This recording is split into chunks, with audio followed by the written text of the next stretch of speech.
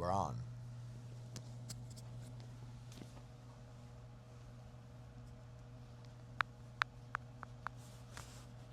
Oh, look what you have done to me. Oh, look what you have done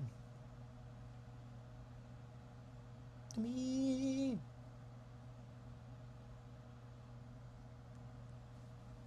Oh, you did you. No, she is a good girl. Okay. There you go. Down a little bit.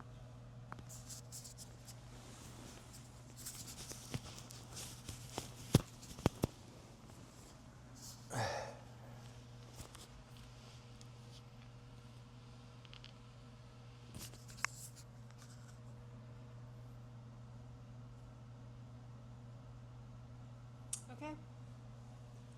We're good. Let me know when you're ready to start it. Let me know when you're ready to start it. It's already started. All right then, power couple. I think this would be just a fun time to talk through our relationship. What works, what doesn't work, and how I can share it with the good people. Because when I look out into society and just around my own self, it's just like, man, very few couples, let alone people, you know. Good people in general are very hard to find. Two good people together, killing it, super rare.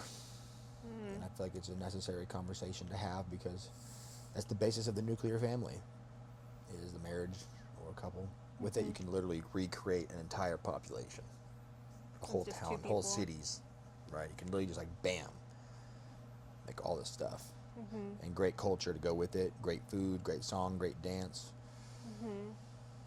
good works. But if you have a bad one, it's probably not a bad idea to start there. Like, what is a bad relationship? A bad relationship. Before we get into a bad relationship what is a good relationship is. nasty. What do you think? I had the honor of witnessing the worst of what I would consider the worst of the worst of relationships. And I love my parents so much now, but I definitely grew up with them. You know what I mean? Like, Toxic. we were in that together. Right, we're raising each other. Yeah, raising each other. The child is the most stable one. Yeah. Yeah, I would say the worst people. I think bad relationships happen whenever you're looking for someone to save you, Yeah. instead of knowing that you have that capacity within yourself, and the only thing that you can control in life is you. So if you're looking for someone to give you happiness, and sometimes you can find a good person, like a decent person, like that happens too, but a lot of the times you attract people who kind of mirror that trauma in you. Yeah. You know, they're looking for someone to kind of give them what they lack inside. Yeah. And then now you have two people who are resentful towards each other because it's like, I came here for something and I'm not getting it. Yeah. It's usually a failure is you think that your partner's going to bring you happiness. And that right there is the beginnings of the downfall. Why aren't you making me happy? Yeah. And that leads to all kinds of like doubt and frustration and blah, blah, blah, blah. Really, it should be like, how can I support my partner? Yeah. Because if you love somebody, it's like, I don't know, it's similar to a plant or a dog or anything else, or you want them to do well. Yeah. So you're trying to set them up for success because you enjoy watching them grow and do these things. Now, when it flips from how can I serve this person into how do I get happiness or get something out of this person, like now you're extracting resources. Yeah. And it's not being freely given. That is going to have a time limit. It's going to expire. And I've certainly been in relationships like this in the past where, like, you know, it starts off with the good vibes and the good feels, and it's like puppy love. It's like, yay. And then it goes away, and it's like, how come this person isn't making me feel like they once did? Mm-hmm. I guess I'm not in love. And then, bam, crash out. We out of here. Do you think at the beginning it's just like an illusion sometimes? No, I would say there's a natural biological bonding that happens between people, and it's designed to keep you together long enough to have a baby, have sex, and have a child. Yeah. Like that's what that force is that most people attribute it to as love. It's actually just a primal desire. Yeah. It's just your body being like, yeah, we want this. That is not love. Yeah, love is a choice. Yes. Not a primal desire, because we have lots of primal desires. Right. Whenever that feeling leaves, whenever that love leaves, that animal love, Yeah. the real love begins. That's when it actually starts. Okay, now my body, if anything, is going to try to resist this. How do I keep it plugged in? How do I stay connected to this person that I'm committing to? This is above physical needs.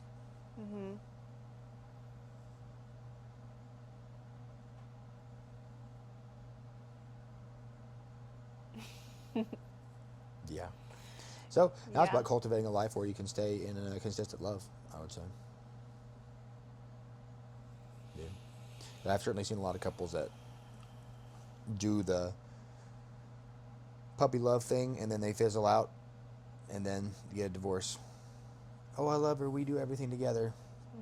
And then a matter of short weeks to months to early years later, divorce. Like I'm seeing some people like get divorced at a year. Yeah. Like I saw the guy 6 months. I'm like, how? Yeah. You didn't even make it a singular year. That is wild. Yeah, and then, I mean, it's really hard to judge people's situations from the outside, but it must have been that bad. Well, I mean, here's my thing. Did it get bad or was it already bad and you're just like lying to yourself? I think a lot of the time people lie to themselves. There's an illusion with relationships. Shout out Disney. Yeah, and all the princess fairy tales and knight in shining armor, and I mean, just look at that's what you're taught from a young age, right? There's like, there's a concept here. It's called the princess must die in order for the princess to be born. It's like your idea and thought of what it means to be a woman. Or for the queen to be born? Sure, either one. Like what you thought the relationship was going to be, that imagery has to die in order for a good relationship to be born, because it's just not real. Maybe superficially it is from a distance, but when you get into the depths of what happened to Prince Charming and Princess whatever 10, 15 years into the relationship, what was their day-to-day actions to stay that way? Or was it a fantasy? Yeah, it's always like a dramatic coming together. And there's never a 30-year marriage anniversary movie about that. There needs to be, though. That would be hilarious. But all the trials and tribulations they went through. Yeah, like Prince Charming like getting mad over on the verge of divorce. Right, he's balding. He's got a beer gut. You have to custom make his armor. And yeah, she's catty. So I think those images and movies, they make it, unfortunately, lead us to where the wrong direction. Yeah, and I think we certainly see this for girls around pertaining to weddings. Yeah, is they tweak out. It has to be this way. Yeah. And I've seen some bridezillas, and it's just like it's almost like the pain that's in them is like a child dying. That's exactly what it is. The vision I had of a little girl of me being this princess is like dying. Yeah. So now they're like, in real life, dying and shrieking. Like everything they ever dreamed of for 30 years, and this is the moment, and it's not exactly what they thought it was going to look like. or Yes. feel like. There are no magical And pumpkins. most of the times, people turn don't into even carriages. remember their weddings, actually. Like, people have, Some of them get blacked out. like, Seen people that. there's surveys on couples where it's like their wedding night went over in a blink of an eye and they spent $50,000, $60,000, $70,000 on it. Shout out stats. The more you spend on a wedding, the more likely you are to be divorced. Yeah. But, like, what if you think that both people really loved each other and wanted to have a big old wedding? And were Trying to rope me into intentional an about expensive it? wedding, aren't you? No. I think it's possible to have a big wedding. I agree. But it has to be from a place of But that's love it's and a real celebration. stat, though, right? It's a generalized stat, not globally applied to all people. You can't just blanket statement everybody into it. Yeah. But it is a trend to be observed, which is why we're eloping Yeah. for minimal dollars. It's definitely really easy to. Well, here's the thing, and we've heard so many stories about this. People have been dating, couples have been together since high school, since college, and you guys are integrated into the families. It's been 5, 6, 7 years, and the guy is like, "This is the right choice to make."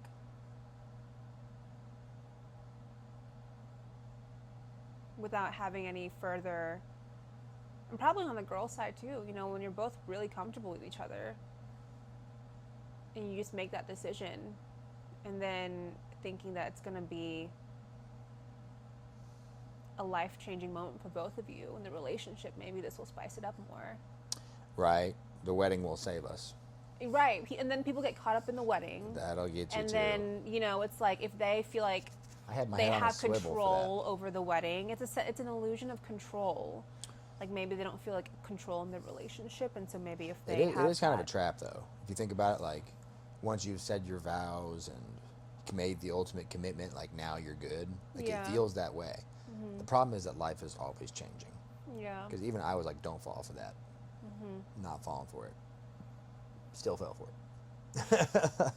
Even a little bit. You just kind of retract, like, oh, we're good. We're married. There's no. You drop your guard for a little bit, and that's all it takes for the chaos to get in. Mm-hmm. So there's one thing I've learned was, well, first of all, we were committed from the beginning. Yeah. Because I distinctly remember being like, I'm dating seriously. Mm-hmm. Next girl that I date I'm going to marry. Mm-hmm. And as soon as I put that intention out there, That's what I said too. no more floozies. Okay, no more cheap people. Mm-hmm. No more if you're not showing up with that kind of attitude or energy or asking life's deeper questions, Mm-hmm. how to commit, I'm simply just not interested. Mm-hmm. Turns out that weeds out a lot of people very, Yeah. very quickly. And you got to get used to the feeling of being lonely, but if you like being with yourself, then it's not bad. Right? No, I felt great. Yeah, I could never say that I love my life. Mm-hmm. Before I was in a relationship, which I think is what sets me up to be in a relationship and good. Mm-hmm. I was right with what I have come to understand is God. Yeah. I was good in my own heart. Yeah. So I was not needing anything from anybody. Mm-hmm. Yep.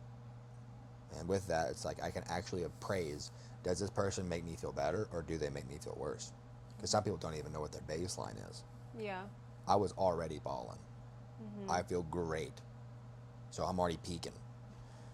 Versus back in the day, if you're just a sad boy, here comes a girl, she makes me feel like a 4 instead of a 2. That's twice as good. Yeah. And I've seen some guys get addicted to their lady because they make them feel better. Mm-hmm. You're like, oh, well, she means so much to me, blah, blah, blah. Like, you're using her like a crutch and a drug, dude. It's kind of pathetic. Yeah. You're lonely without her, Yeah. right? Hate seeing it. But also, a lot of people do that and stay together forever. Mm-hmm. It's like they're each other's crutch. So they stay mid the Mm-hmm. whole time. Not what I'm trying to do, though. Yeah. I'm trying to take over. Yeah, build the kingdom energy. Not like, medium grade. But anyways, like if I'm at a peak, I can tell if this person is benefiting me truly, or not. Mm-hmm. Yeah. So this is like if I'm right with the source, the universe, God, whatever you want to call that thing. If I'm right with that and you're right with that separately, and then we can come together. And then we both always have it. So no matter where you are, You know, you can stay on the up and up, and I can stay on the up and up. Mm-hmm. Otherwise, people end up in a bizarre form of idolatry where they're worshiping their partner. Mm-hmm. So the best that they'll do is whatever their partner is doing. Mm-hmm. So some guys are like, oh, my wife is mean to me today, so life is just terrible in general. Mm-hmm. You know, versus like in our relationship, sometimes like if you're having a bad day, I'm still feeling great, right? like, you know, Yeah. however I can help you, however I can serve you, get out of that, but I can't let that pull me down. Also, I have my own soul and my own things to do. Yeah, for sure. And vice versa. There's definitely been days where I've been, you know, sore and angry and, you know, not feeling it. Then you're out there just like la la la, having your best day. Yeah. And I respect it. I'm not mad about it at all. Some people are desperately, like when they feel bad, they want their partner to feel bad too. Really? You haven't seen that? I'm sure. I mean, you just talked about your growing up that way. Wait, yeah, no. If one person's mad, everybody got to be mad. Definitely, yes. That was just reframed in a different way that I hadn't really thought about. But yeah. If I'm having a bad day, everybody's having a bad day. Everybody, not just their partner. That is a piece of shit thing to do. Not just their partner. Everybody. Yeah, it's selfish, you know. Like say even yesterday, when I was having a bad mood, what did I do? I didn't dump it on you. I was like, I'm gonna go outside and meditate. Yeah. I'm gonna go hang out on this swing and figure myself out. Mm-hmm. And that was clutch. Of course, you still came to communicate, which I appreciate, Mm-hmm. because you understood. But you didn't have to do that. I'd have figured it out. Yeah. I just like to always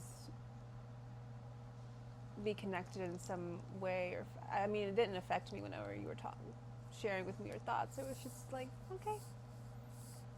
I'm happy that you're getting it out and telling me. And after that, I went and had a great day. Yeah. Shout out communication. Yeah, the thought Shout of out dating a therapist. Yeah, having a bad day, wanting your partner to have a bad day, it just feels heavy. Yeah. Well, it kind of goes back to what we said earlier. Whenever you see a shitty couple or a couple that doesn't click or get along, it is horrific life. Like you have to live with somebody that you don't like. Yeah. How stressful is that to your body? How much cortisol is flooding your system? You wake up, you're like, oh, here we go. You go to sleep, you're like, ah, roll over. Like you can't even sleep in the same beds, which is crazy to me. People do that for like 10, 20 years.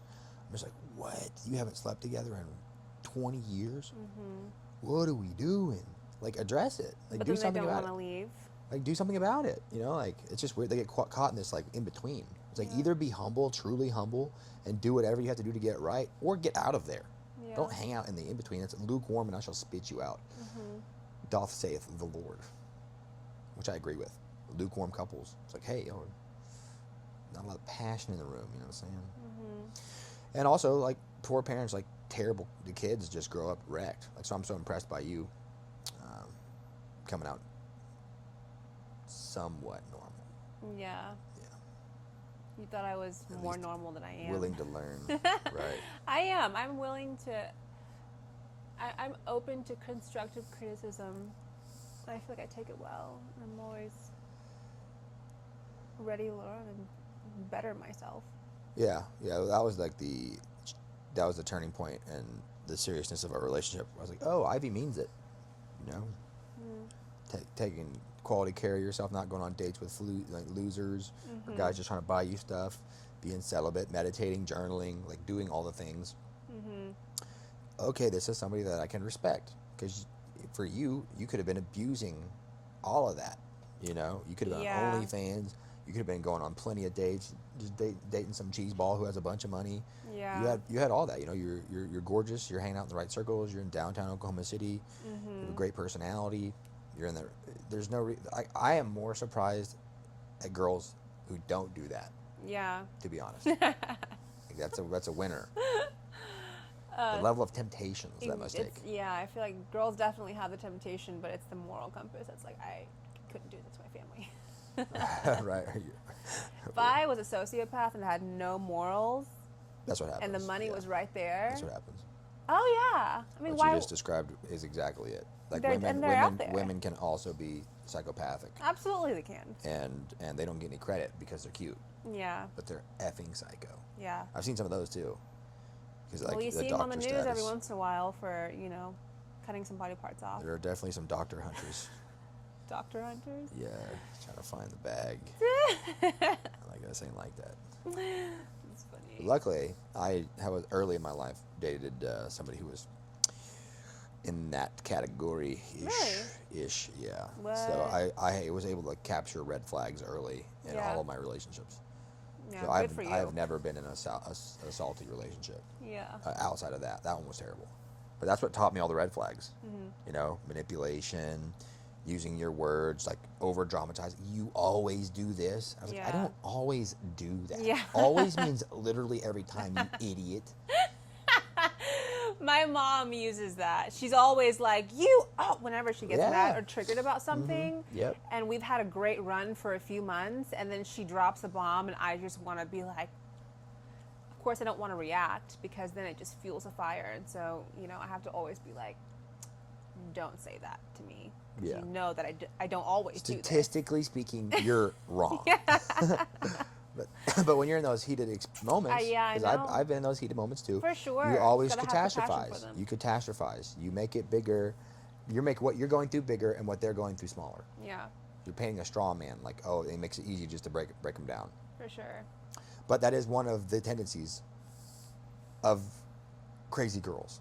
Here we go, right? Here we go. So every time I ever saw a girl who did that with regularity and didn't backpedal, and who didn't come back and say my bad, if you tweak out and you have an experience, you do that a little bit and you come back later and you say my bad, I'm cool with it. But whenever you see an unapologetic thing, Yeah. that was the other way. I was like, all right, this is not gonna work. So shout out, my first relationship was very traumatic, I would say, but it was worth it. It led to this relationship, and for me to only have quality experiences in the dating scene for the most part, to be honest. All the girls I dated they were very kind, very sweet, but I don't know, it's weird. There's always that essence of I feel like you like me for who I am, and not who I am. It's what I do though. you know? Yeah. I felt like I'm just a good guy and I work hard. And I'm reasonably good looking. So I'm just checking boxes. Yeah. So I'm in this relationship. That's what it felt like to me. This is the first one where I was like, Ivy loves me even though I'm literally weird. No, listen, I did not want this. What? I thought you liked my weirdness. I was attracted to you, but I didn't want to be. Why not? Because you weren't my type. What do you mean? At the time. Doctor, tall, blue eyes. Yeah, it was Muscular. I don't give a damn. He weird. Yeah, He's you're weird. definitely, I just never had met someone like you. Asking me deep questions. What do you think about death? Country boy. And I was like, oh no. Can't do this. But you had the charisma. The Riz, Ma. You had the riz. You were just off the walls crazy, and I had never seen anything like that. Right. It's what you always wanted to be, but you couldn't be. So wild. Yeah. It's that crazy redneck DNA. For sure. I don't give a Yeah. Benjamin, you're on scholarship. Still don't give a You're in medical school. I still don't care. Yeah. Just kind of smoking a cigarette, looking hella crazy. Yeah. Yeah, those are crazy times. Good times though. I just thought about authenticity, Yeah. you just gotta let it out. How are you gonna attract anything to anybody if you don't put out who you really are? Yeah. Even if it seems crazy. So this is how I knew that you wanted to be with me, is because you had seen literally the craziest of me for an extended duration of time, and you were still there. I was like, oh wow, even at my worst, she still loves me. And that was a pretty big click moment for me, where I can truly be myself around this person. I don't have to hold back. I can scream in the mornings. I can cock-a-doodle-doo. I can run out in the rain or the snow and do push-ups, and you'll come film me. And it's just an ultimate ride or die, which I think has been lost. Yeah.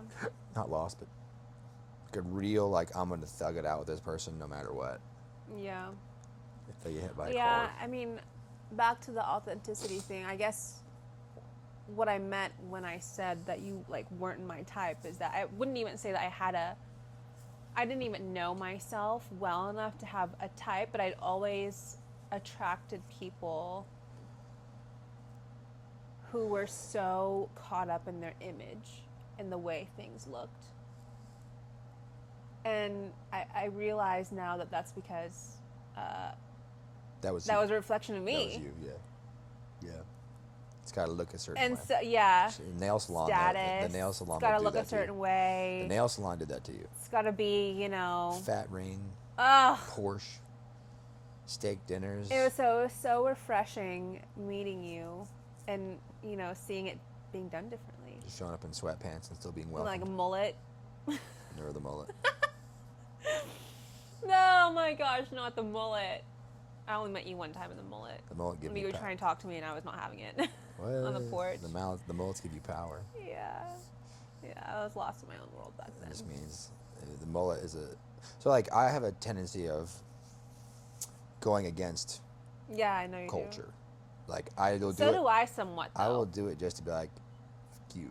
Yeah. Like exclusively because you tell me I can't do it, I'm gonna do it. Yeah. And well, I didn't get along with the popular kids growing up. I never did. I was like, your Abercrombie it doesn't make you better than me. Yeah. Right? It just doesn't. I think that just comes from me and all my brothers who were just like, really good athletes and the system. Yeah, bigger than you. My dad's like that too. Yeah. I think part of that has to do with the Native American. My dad's definitely like that. Native American side, or Well, I mean, you kind of see what like the system does. Mm-hmm. It doesn't really seem to benefit us that much. So why would I go along with it? Yeah. Like culture is all driving everybody to be mad normal, and like the normal outcomes aren't good. 60% divorce rate. Middle class at best. Mm-hmm. Skinny fat bodies, dad bods. It's like, is this what minimal travels? Like, is this what I want with my life? Just like half conscious. Medium grade. So if that's what you want, do what everybody else is doing. But if you want what everyone else doesn't have, you're going to have to do things that they're not doing. And same thing is true in a relationship. If you want a legitimate power couple status, like to treat each other like kings and queens, there's going to be things that you have to apply that other people just simply aren't doing. Like when I tell people that we do massages twice a week, they're like, what? Really? It's kind of crazy that I think that's normal and how not normal it is. No, I think we're the only couple I know that does that. I will say that's a game changer. We sauna together. I think that's it's another one that really sauna and massage do hard things together and then do staples truly servicing things in to each our other. Relationship for sure. Yeah, do difficult things with each other. So that kind of sets the threshold. This way, we're not complaining about the dishes or the vacuum cleaner or cleaning the van or any of this little ticky-tacky stuff. Mm-hmm. So that way, like other people, like that's the worst thing that happened to them. You didn't take out the trash. It's like, yo, chill. Go bang legs or sit in a 220-degree sauna with your partner and like do really hard things and then connect at a higher level, lift each other up in those difficult moments. Or like for us, going through a car crash, all mangled and battered and hurt. Like do that in a good fashion, in an uplifting spirit. That makes everything else way easier beneath it. So for power couple status, to build the power, you gotta do hard stuff together. Yeah. It's a necessity. And then also deeply connecting experiences where it's not that, which is the massage. Yeah. Well, doing hard things together and seeing your partner do it, you just develop a certain kind of respect for your partner. Do you see them doing hard stuff? Yeah, that's true. Whenever we push each other in the sauna. Yeah. A love is the extension of self beyond what is normal or ordinary. The extra in the ordinary is extraordinary. Love is a sacrificial act. People think it's like, a feeling or a sensation. No, I'm pushing myself further than what I would go for a human being. So you know that, oh, wow, this person means it. Yeah. Kind of like how Jesus died on the cross for us. Yeah, he's going the whole way. Like he meant it. He's going the whole way. Like he legit committed. Yeah, for sure. Yeah, he could have left at any time, but he decided to stay and stick it out. Yeah. So same thing with a relationship. Like in the toughest moments, we're like this is the humility component. Like the hardest thing to say is I was wrong or apologize. And I've make that humility and doing that is the core of our relationship as well. Like if I catch myself like I'm like I always lead with I take responsibility. We've allowed it to degrade to the point in time where we're not clicking how we know we should be clicking, and I totally take fault for that. but also here's some things that you could do. Right. So that's what opens the door in our for difficult conversations is assuming responsibility. And I remember in the beginning of our relationship where I would do this. It was, how can I better serve you? As soon as you do that, it just kind of pops the bubble. And I learned this in residency, where some other team would call you, like, you know, ortho or somebody, some of the mean disciplines, ER. What about this patient? How can I help you? How can I serve you? And immediately. And just immediately, sorry, man, I'm having a bad day. Just complete de-escalation. That's a hack right there. Big time. Versus fire fights fire. Yeah. And I knew early that you're also mad Vietnamese. So if I try to push you the other way, the fire comes right back. So it's like, I have to know. It's why you got to know your partner. If you escalate, I'm going to escalate. And then you're going to escalate. Like for our relationship, it works really well, but there's also a huge capacity for it not to work well. Like what? Like if we keyed each other up. We key each other up? Yes. Like if I didn't have therapy training. Oh, yeah. Because whenever you start, if I talk to you in the wrong tone, you start escalating, and then I have to see it and then back down, or key it down a little bit. Yeah, thank God for that. Yeah, for sure.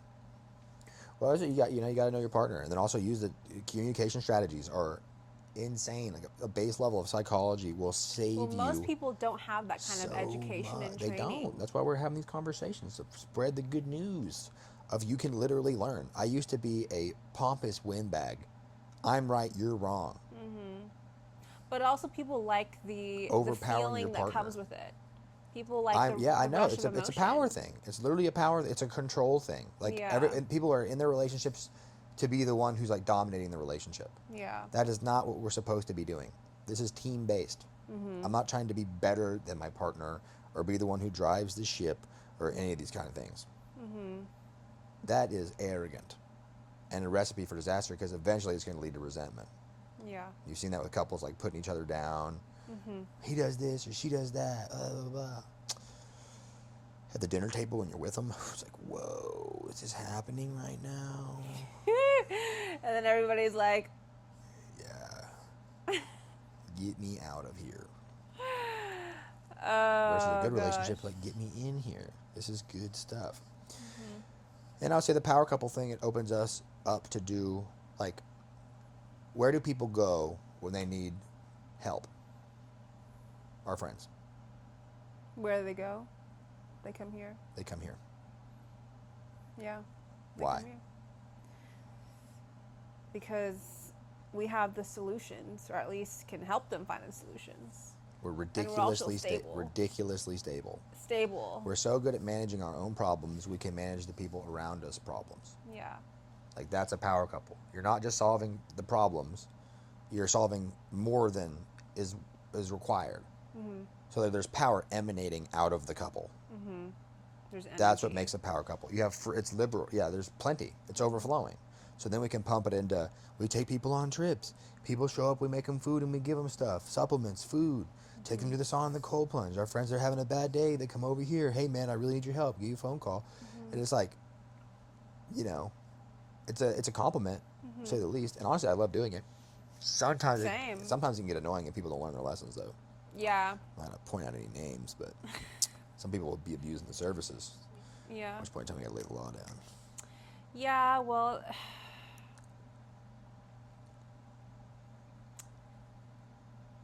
it's just annoying when, you know, when you see people who like come to you with the same problems, and for some reason it's always the same conversation about different people. Couple.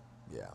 That person. And so, like, as a friend who wants to help, who wants to be in service of your friend and help them get out of that, and they don't allow you to help them, and they just, you know, keep on doing the same thing. So it's the same person that think that a relationship will save them, and they're doomed for a divorce.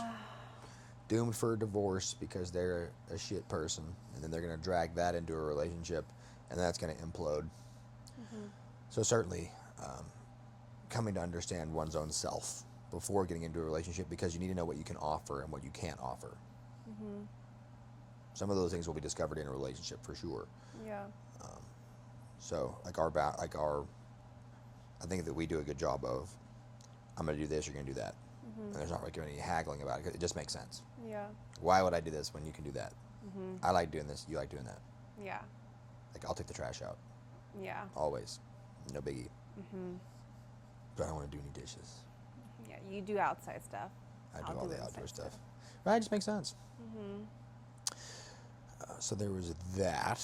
And then one other thing I was going to talk about. What was it? Communication. You need about 90 minutes of that a week. Like, quality communication. Just one-on-one, sit 45 minutes of that is just coordinating and organizing. Like, so that's the morning, right? Yeah. We're taking, 10 minutes in the morning. Hey, what's the move today? What's the plan? What's the strategy?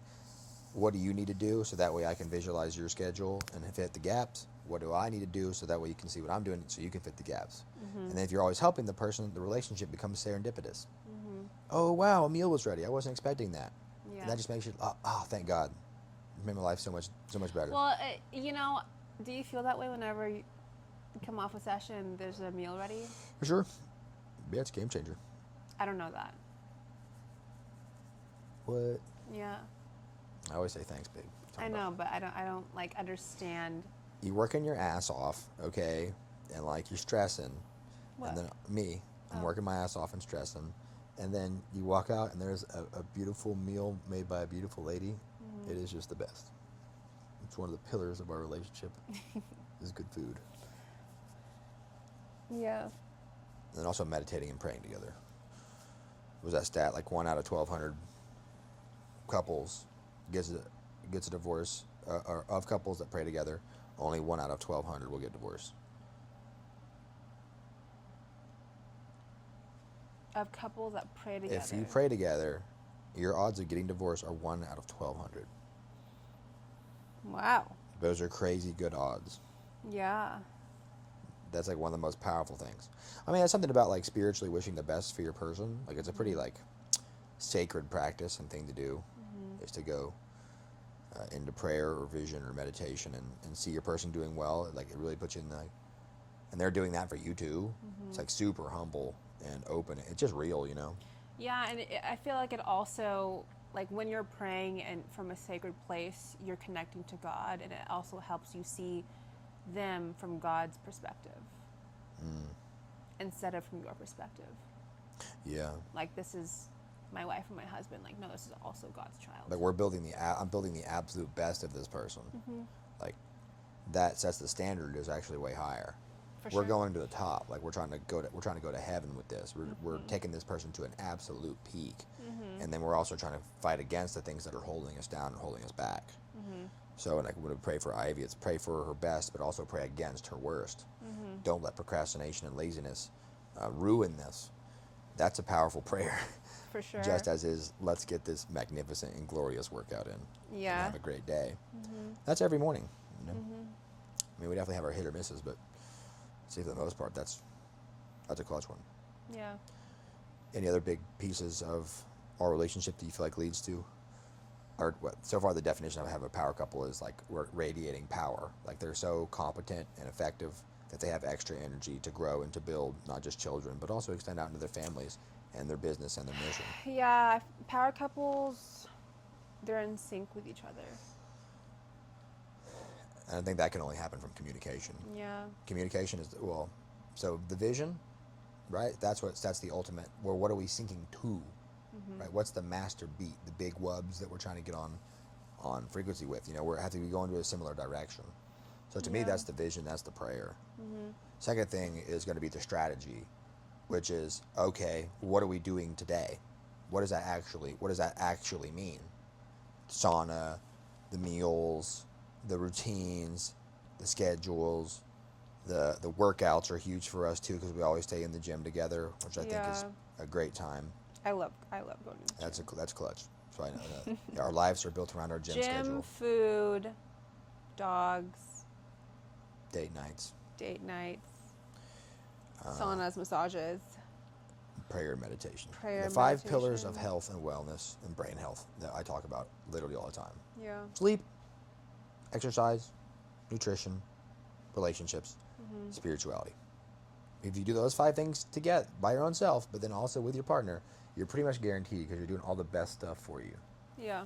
I'd say. There was something else I was going to say. What was it? We were talking about before that. We were talking about communication. Oh, yeah. So the vision that you have with your prayer or communicating about what do we want, right? I have to know what my partner wants in order to help her. I've known a lot of guys that give their wives a bunch of stuff that they don't even want, right? They work their asses off to pay off for all this stuff, and the women just want quality time with them. Yeah. So now they get a divorce. Yeah. And they're like, I gave you everything. It's like, no, you didn't. you gave them everything but what they wanted. Yeah. That's why you have to sit down and ask real questions and be humble and listen and assume responsibility. So big vision. Secondly is a strategy, which we just talked about, making sure there needs to be a plan on how we're going to get to that particular vision. So if that's health, if that's wellness, if that's wealth or finances or travels, there needs to be steps that are real to get there. And then the final phase is execution. Is that whenever we're there, we have to you have to be 100% focused and make sure that we knock it out and do it well. Has there been a time where we do massages where one of the people's checked out? It destroys the whole experience. Or if we're praying together and you half-ass it, not fun. Or you eat a meal and it's garbage, the person that you can tell there's not loving it. Or if you go pump out a weak-ass workout, it depletes everything. So there's the 3 phases that have to be acted upon.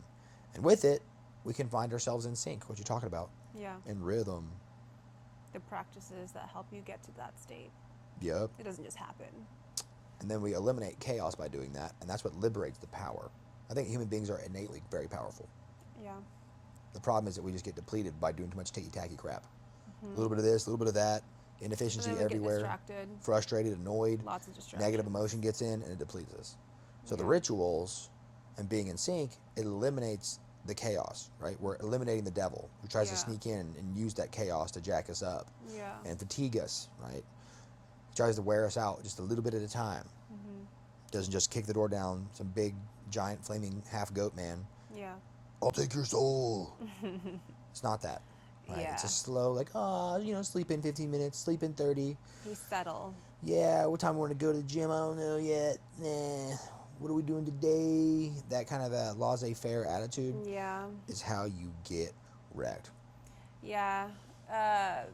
We are listening to a motivational speech by, who's that guy we listened to? Eric Thomas? E.T. And he was talking about how the devil doesn't have time for his schedule today because he doesn't have any time available for the devil to get in. He's like, you can try tomorrow, but not today. Right. Yeah, if the schedule's dialed in, you'll find yourself not poking around on your phone or your idle hands at the devil's workshop. Certainly in your relationship. And I definitely know a lot of guys who they just have too much time on the internet, so then looking at big booty videos. Yeah. And next thing you know, you like one, and now your wife's or your girl's friend sees it. Yeah. And that's that hits the worst. And that hits the web. Yeah. Here we go, baby. The drama circle begins. Your boyfriend, your husband's liking big booty videos on Instagram. Yeah. And and for the love of God, I'm just gonna come out and say, do not watch porn. Yeah, if you Don't watch are in a porn relationship if you're in a relationship. and you are liking, Don't do it for you. if you are out there looking at Instagram models with their boobs and butts out, you have no reason to be like, just unfollow. I have done way too much therapy. If for you love your girls girl, and women. unfollow. I've done way too much therapy for girls and women who have caught their partners watching porn. I know a few. Stop doing it. Stop it. Yeah. I understand it's an addiction. Blah blah blah blah blah. Well, some people don't understand it's an addiction. Don't do it for. It's not even. Some people think it's so. 90% of men watch porn. Oh God. And it's so normalized, even with other men. Like, who's checking them? Yeah, there's some guys who think, oh, this is just normal, babe. Yeah, All guys a lot do of it. guys do think it's All normal. guys do it. It's like, babe, it's not. It's not, dude. It's weird. I know I'm calling out a lot of guys right now. I just want to let you know I love you. I believe in you. Just before your girl catches you, dude, just stop. That's all I got to say about that. Because I haven't done that. Yeah. And I knew that early too. Shout out being a therapist is you hear a lot of problems in relationships before you get in one. Yeah. So I think this is probably what set me up for being in a good one, Mm-hmm. is I heard all the tales before I got in there. I was like, okay, definitely don't do that. Yeah. Like when you're talking to a girl about how broken they are because they caught their partner watching porn and they're just like destroyed. Mm-hmm. And now the guys are like, dude, this sucks, because they feel all guilty too. I'm like, not worth it. Just not worth it. Same thing with cheating. Like I talked to a lot of cheaters early in my career, and I saw it happen, and I was like, dude, I saw what it did to the women and the guys. You know what I'm saying? No one ever got away with anything ever. Yeah. Like in the back of your mind, you know that you're a cheater. Mm-hmm. So good luck sleeping, or believing that you're the best to ever do it, or that you're Right. calling to the highest, when in the back of your mind you know you're a liar, or you're incapable of You're managing. bastardizing the most sacred thing in your life. You're incapable of managing your impulses. So in the That to me is not a safe man. right. If you cannot control your impulses. Agreed. You got to reel it in. Yeah. You got to know what's up. Well, I like it. Any other things power couple related?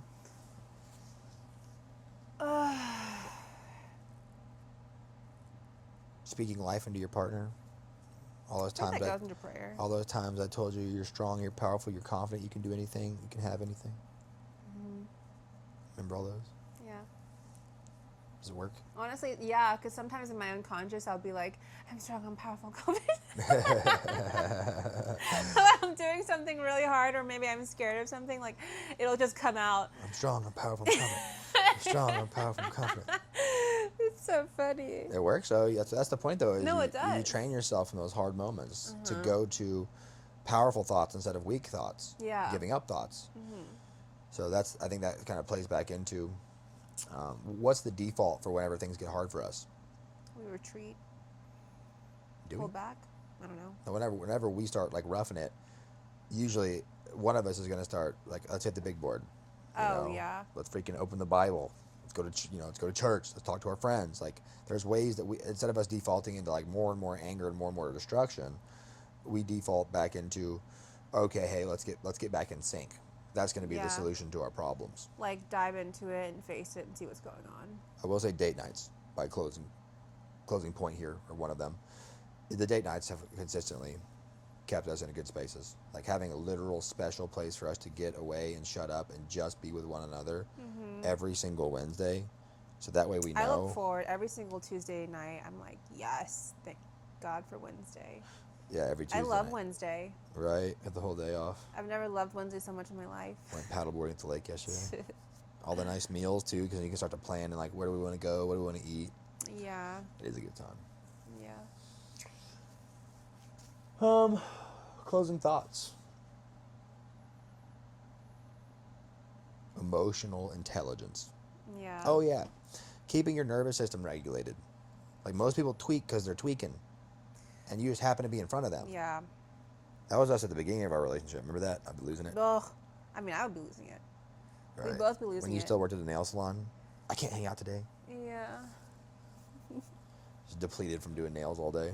Yeah. Well, also just like the small things where maybe I noticed a slight shift in your voice and would just run the other room and cry.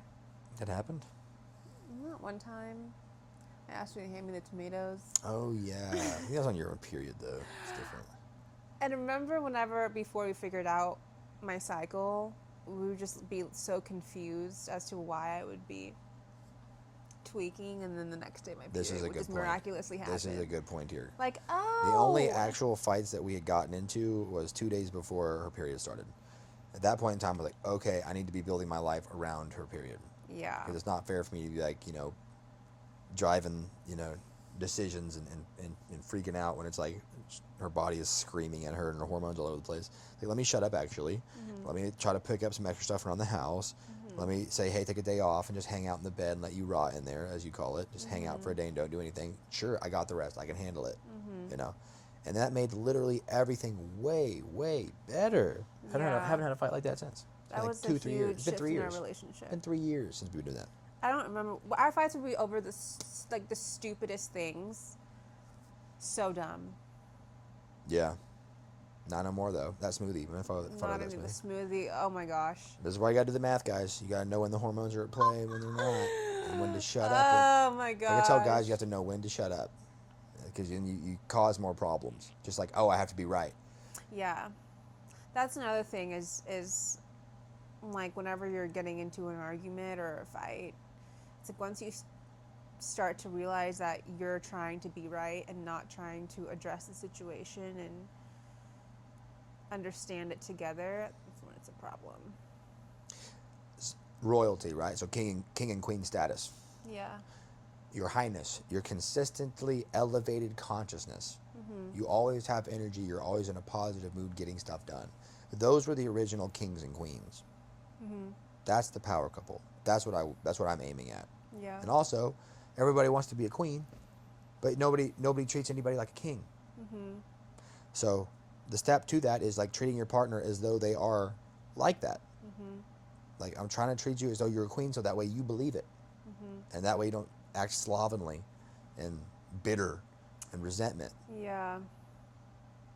Like, if I truly commit and I hand you $500 and say, hey, go get your nails done, go shopping, it's like, you know. Or if I truly get like a legit back rub, massage and a nice meal, it's like, you know, I'm feeling like a king, baby. Yeah. Those little brief ones. It doesn't get to happen all the time, obviously, because it's crazy life. But at least every so often that you know that you mean that. And that's that little extra in the extraordinary. All right. Well, I guess we can open up questions. Anybody? Drop them in the comments. Any questions, Leo? Drop Leo, questions. DM us. What questions do you have? Drop the ebook. That's all I got for you, babe. Love you. That's all I got for you, too. You scared, Taco? Mommy loves you. Come here. She Come dead. to Mama. We're gonna hit pause on that. Come to Mama. Oh, she loves her mommy. I like that. One clip, raw edit. You think we had enough battery? I love